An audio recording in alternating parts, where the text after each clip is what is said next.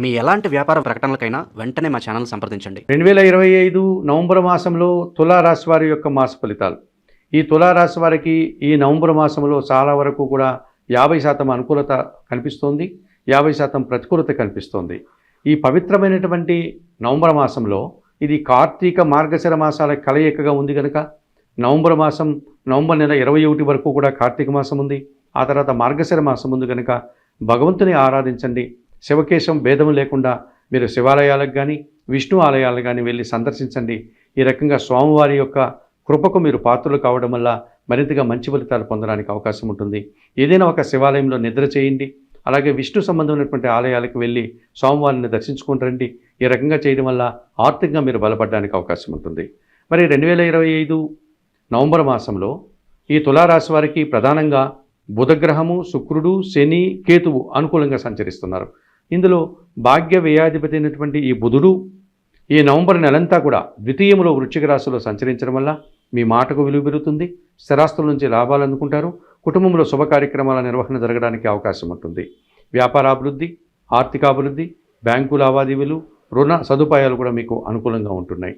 మీరు ఏదైనా ప్రయాణాలు చేయడానికి కూడా సానుకూలత ఏర్పడుతుంది. కొత్తగా వ్యాపారాలు ప్రారంభించడానికి అనుకూలత కనిపిస్తుంది.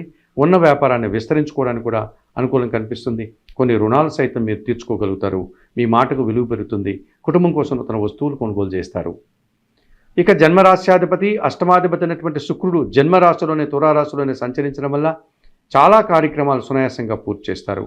ముఖ్యంగా స్త్రీలతో కలిసి కుటుంబంలో కొన్ని శుభ కార్యక్రమాలు నిర్వహిస్తారు. స్త్రీలతో కలిసి వృత్తి, ఉద్యోగ, వ్యాపార, వ్యవసాయ రంగాల్లో చాలా కార్యక్రమాలు సునాయాసంగా పూర్తి చేస్తారు.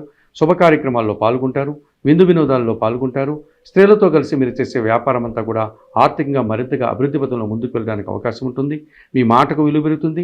సమాజంలో కూడా పేరు ప్రఖ్యాతులు తెచ్చుకుంటారు. ఇక చతుర్థ పంచమాధిపతి అయినటువంటి శని భగవానుడు ఈ నెలంతా కూడా మీన రాశిలో షష్టమంలో సంచరించడం వల్ల మీరు గట్టి పోటీని సైతం సునాయాసంగా ఎదుర్కొంటారు. కుటుంబం కోసం నూతన వస్తువులు కొనుగోలు చేయడం, కుటుంబంలో కొన్ని కార్యక్రమాలు నిర్వహించడం, అలాగే మీ ఆలోచనలు కొన్ని అనుకున్నట్లుగా పూర్తి చేయగలుగుతారు. సంతానం విషయంలో సత్సంబంధాలు ఏర్పడుతుంది. పనివారి సహకారంతో ఇంట బయట చాలా పనులు పూర్తి చేస్తారు. వ్యవసాయ రంగంలో మంచి లాభాలు అందుకుంటారు.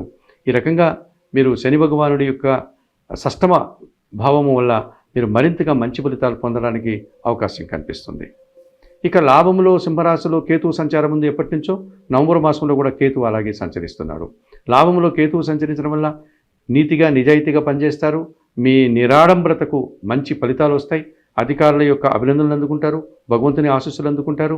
అలాగే ఎటువంటి ఆడంబరాలు కానీ ఎటువంటి హంగామా లేకుండా, దుబారా ఖర్చులు లేకుండా వృత్తి, ఉద్యోగ, వ్యాపారాల్లో మీరు నిరంతరం పనిచేసి మీ కష్టాన్ని దైవంగా భావించి మంచి ఫలితాలని, లాభాలని అందుకుంటారు.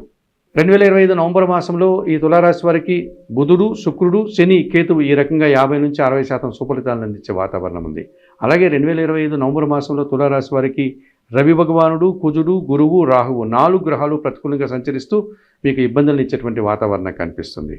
ఇందులో 2025 నవంబర్ మాసంలో ప్రధానంగా లాభాధిపతి అయినటువంటి సూర్య భగవానుడు ఈ నెలంతా కూడా జన్మరాశిలోను, ద్వితీయంలో అనగా తులారాశిలోను, వృశ్చిక రాశిలో సంచరించడం వల్ల జన్మరాశి అయినటువంటి తులారాశిలో నవంబర్ 16 వరకు, నవంబర్ 16 తర్వాత ద్వితీయ భావమైనటువంటి వృశ్చిక రాశిలో సూర్య భగవానుడు సంచారం కొనసాగించడం వల్ల అధికారులతో మనస్పర్ధలు వచ్చే అవకాశం ఉంది. అధికారులతో అభిప్రాయ భేదాలు వచ్చేటువంటి పరిస్థితి కనిపిస్తుంది. తండ్రి ఆరోగ్యం విషయంలో జాగ్రత్తలు తీసుకోవాల్సి ఉంటుంది. దుబారా ఖర్చులు కనిపిస్తున్నాయి. స్థానచలనం కనిపిస్తుంది. ప్రయాసతో కూడినటువంటి ప్రయాణాలు చేయాల్సినటువంటి పరిస్థితి కనిపిస్తుంది. ఉద్యోగంలో బదిలీలు రావడానికి కూడా మీకు అవకాశం కనిపిస్తుంది. మీ మాటల వల్ల అపార్థాలు, కుటుంబంలో అశాంతి, ప్రభుత్వపరమైనటువంటి కార్యక్రమాలంతా కూడా వాయిదా పడే సూచన కనిపిస్తుంది. ఇక ద్వితీయ సప్తమాధిపతి అయినటువంటి కుజుడు ద్వితీయంలో అనగా వృశ్చిక రాశిలో సంచరించడం వల్ల మీ మాటల వల్ల ఎదుటివారు అపార్థాలు చేసుకోవడం, తద్వారా మనస్పర్ధలు, అభిప్రాయ భేదాలు, కలహాలు రావడానికి అవకాశం ఉంటుంది. అలాగే వాహన సమస్యలు రావడానికి అవకాశం ఉంటుంది. అలాగే భూముల విషయంలో కొన్ని వివాదాలు కూడా మీరు ఎదుర్కోవాల్సిన పరిస్థితి కనిపిస్తుంది. రియల్ ఎస్టేట్ రంగంలో ప్రతికూలతలు కనిపిస్తుంది. ఈ రకంగా మీరు నష్టపోయేటువంటి పరిస్థితి కానీ, కొన్ని వివాదాలను కొని తెచ్చుకునే పరిస్థితి కానీ కనిపిస్తుంది. జీవిత భాగస్వామితో మనస్పర్ధలకు అవకాశం కూడా కనిపిస్తుంది. ఇక తృతీయ షష్టాధిపతి అయినటువంటి గురువు దశమములో కర్కాటక రాశిలో సంచరించడం వల్ల కొందరు పెద్దల సహకార లోపం స్పష్టంగా కనిపిస్తుంది. అలాగే కుటుంబ సభ్యుల సహకారం కూడా స్పష్టంగా కనిపిస్తుంది. పోటీ ప్రపంచంలో వెనకడుగు పడిపోతారు. అలాగే చదువుల విషయాల్లో, విద్యా సంబంధమైన విషయాల్లో ప్రతికూలత కనిపిస్తుంది. సమాజంలో కొంతమంది వ్యక్తుల వల్ల మీరు ఇబ్బందులు ఎదుర్కోవాల్సి ఉంటుంది. సమాజంలో మీరు కొన్ని చిన్న చిన్న అవమానాలని ఆటంకాలని ఎదుర్కోవాల్సిన పరిస్థితి మీకు కనిపిస్తుంది. ఇక పంచమ భావంలో కుంభరాశిలో ఎప్పటి నుంచో రాహు సంచారం ఉంది. మీ ఆలోచనలు కొన్ని కలిసి రావు. అలాగే సంతానంతో ఒక విషయంలో మీకు అభిప్రాయ భేదాలు రావడానికి అవకాశం ఉంటుంది. సాంప్రదాయ వ్యతిరేకమైనటువంటి కార్యక్రమాల సంతానం చేయడం వల్ల మీరు ఇబ్బందులు ఎదుర్కోవడం కానీ, లేకపోతే మీరు చేయడం వల్ల సంతానం ఇబ్బందులు ఎదుర్కొనే పరిస్థితి కానీ మీకు కనిపిస్తుంది. విదేశీ వ్యవహారాలు ప్రతికూలంగా ఉంటాయి. చదువుల విషయాల్లో కొన్ని సందర్భంలో ప్రతికూలత రావడానికి అవకాశం ఉంటుంది. దుబారా ఖర్చులు, దుబారా ఆలోచనలు మిమ్మల్ని ఇబ్బంది పెట్టేటువంటి పరిస్థితి కనిపిస్తుంది. మరి 2025 నవంబర్ మాసంలో తప్పనిసరిగా తులారాశి వారు ఈ సూర్య భగవానుడికి, కుజుడికి, గురువుకి, రాహువుకి ప్రతికూలంగా సంచరిస్తున్నారు కనుక వీరికి తప్పనిసరిగా ఈ 2025 నవంబర్ మాసంలో మీరు పరిహారాలు నిర్వర్తించుకోవాల్సినటువంటి అవసరం కనిపిస్తుంది.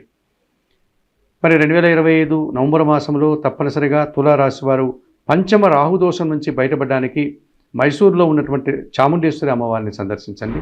అమ్మవారి దర్శనం చేసుకోండి. అమ్మవారికి ఏమాత్రం అవకాశం ఉన్న కుంకుమ పూజాది కార్యక్రమాలు నిర్వర్తించి ఆ కుంకుమను తీసుకువెళ్ళి ప్రతిరోజు కూడా మీరు నుదుటి మీద ధారణ చేయండి. అలాగే శ్రీదేవి ఖడ్గమాల స్తోత్రము, శ్రీ సూక్తము నిత్యం పారాయణం చేయండి.